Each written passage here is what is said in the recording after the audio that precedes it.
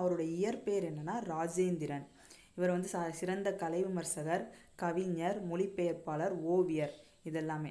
இவர் வந்துட்டு ஒரிய மொழி கவிஞர் மனோரமா பிஸ்வாஸோட பறவைகள் ஒருவேளை தூங்க போயிருக்கலாம் என்னும் நூலின் மொழிபெயர்ப்பு நூலுக்காக 2011 இவர் சாகித்ய அகாடமி வாங்கியிருப்பார்.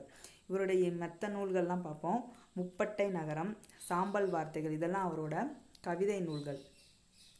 அதுக்கப்புறம் தமிழ் அழகியல், நவீன ஓவியம் இதெல்லாம் அவருடைய கட்டுரை நூல்கள்.